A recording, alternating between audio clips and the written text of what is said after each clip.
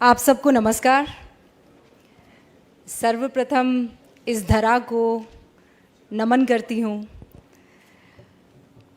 आम्बेडकर जी और यहाँ उपस्थित तमाम लोगों ने मेरा नाम चुना, मैं ये सोच सोच कर अभिभूत हूँ।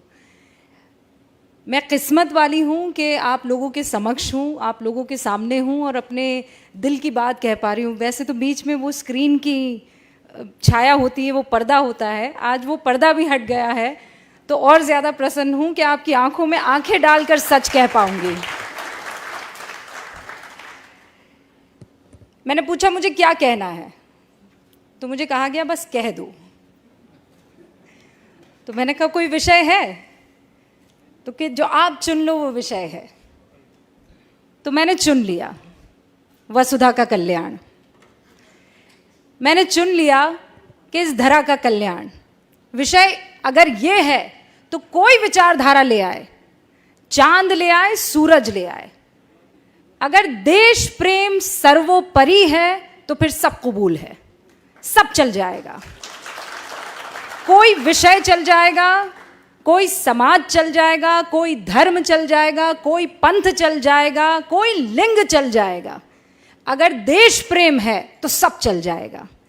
और ये मैंने कहीं और नहीं, इसी ज़मीन पर, हिंदुस्तान में, भारत में हर आँखों में देखा है, उसे महसूस किया है, और वही काम मैं स्क्रीन पर भी करने की कोशिश करती हूँ।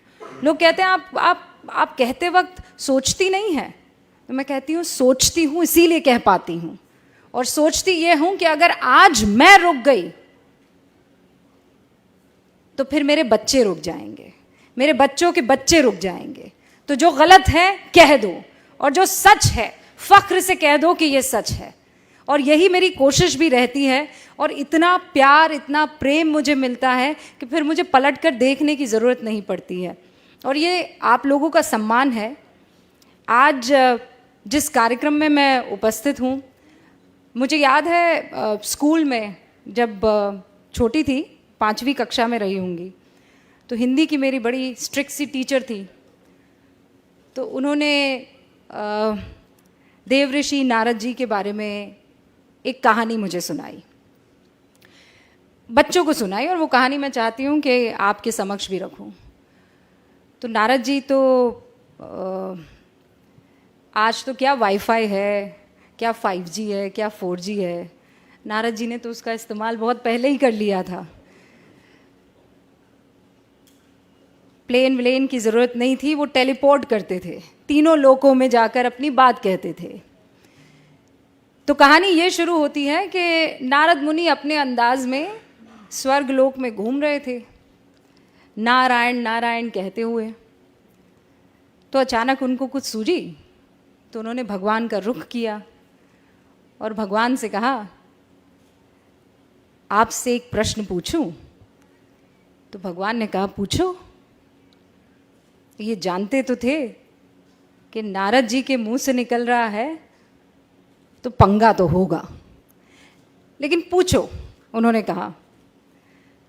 तो उन्होंने कहा, भगवान ये बताइए कि आपका सबसे प्रिय कौन है, आपके हृदय में कौन वास करता है, कौन है जो जिससे आप बेइंतहा प्रेम करते हैं, स्नेह करते हैं।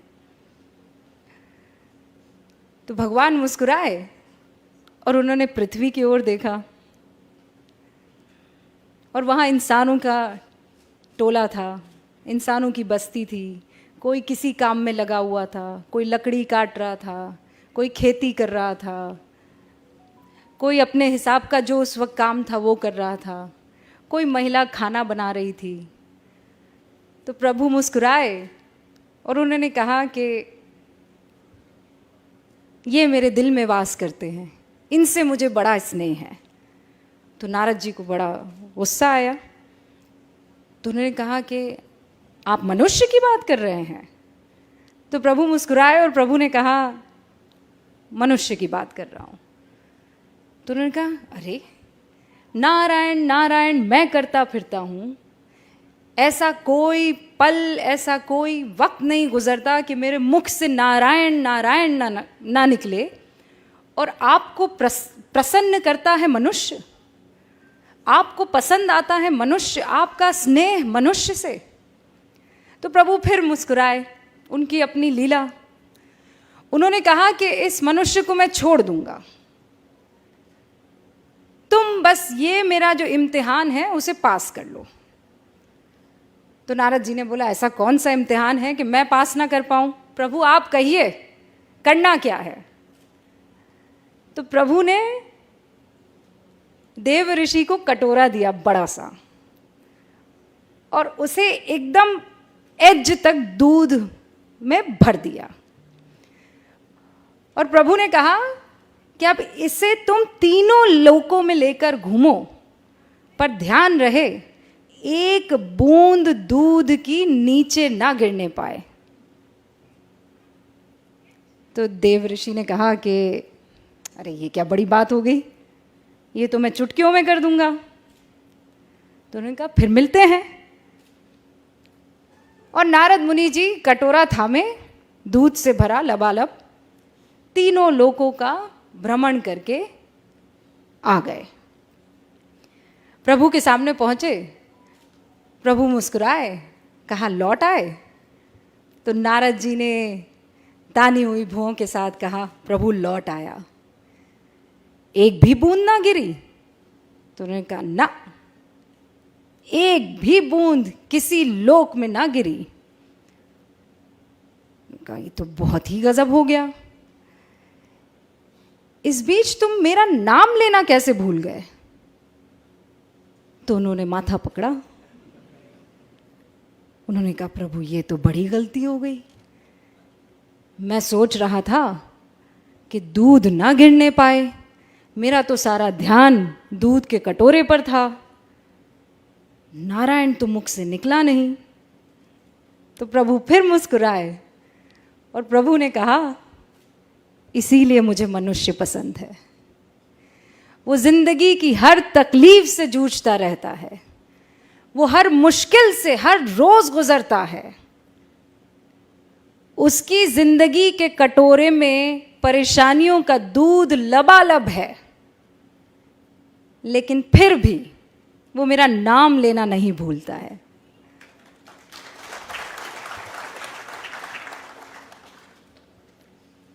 तो देव ऋषि भी मुस्कुराए, हाथ जोड़े और कहा प्रभु की लीला परंपार है, नारायण नारायण, और मनुष्य भी कमाल है।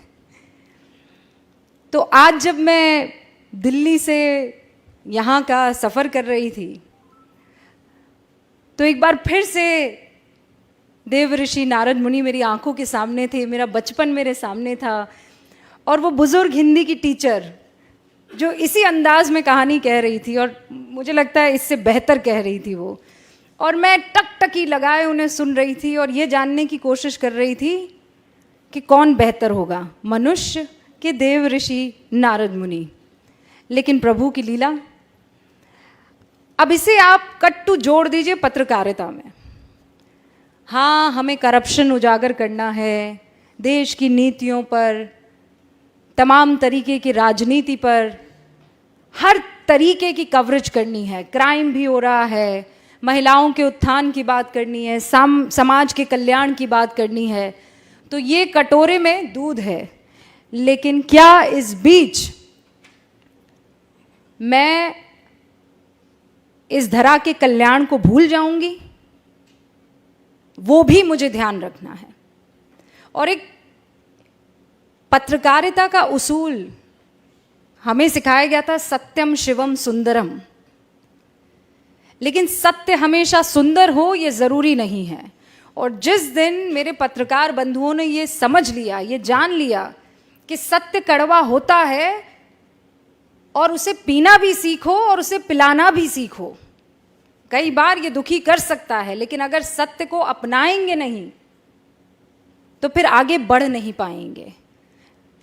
वो कहते हैं या तो आप इस तरफ आ जाती हैं या इस तरफ आ जाती हैं, कोई ग्रे एरिया भी छोड़ दीजिए। लेकिन जब आप धरा की बात करते हैं तो वहाँ कोई ग्रे एरिया छूटता नहीं है, फिर तो सच होता है या झूठ होता है। और हर बार आज के दौर में मैं ये महसूस करती हूँ, क्योंकि आप सभी लोग सोशल मीडिया पर होंगे, आप कुछ लिख दीजिए, आपके ऊपर बौछार होने लगती है। प्यार कम होता है, नफ़रत की बौछार ज़्यादा होती है। तो क्या वो आपको कुछ कहने से रोक देगा? ये आपको तय करना है। क्या उन गालियों से आप सत्य सामने रखना छोड़ देंगे? ये आपको तय करना है। और मैं हमेशा अक्सर जहाँ जाती हूँ ये कहती हूँ कि मैं आइसक्रीम नहीं हूँ कि जिसे देखकर, जिसे सुनकर हर कोई खुश हो जाए।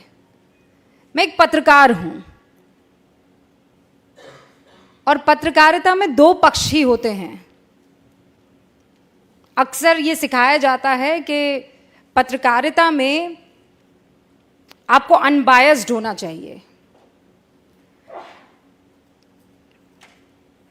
बहुत लोग मेरी बातों से इत्तेफाक नहीं रखेंगे, लेकिन मुझे ये कहना आप लोगों के सामने ज़रूरी है। जब देश की बात आएगी, वतन की बात आएगी, तो इसमें अनबायस्ड कोई कैसे हो सकता है? एक आतंकवादी दनादन गोलियां चला रहा है, आप निष्पक्ष हो जाएंगे? एक 8 साल की बच्ची के साथ बलात्कार हो रहा है, आप निष्पक्ष हो जाएंगे? आपको पक्ष तो लेना होगा ना।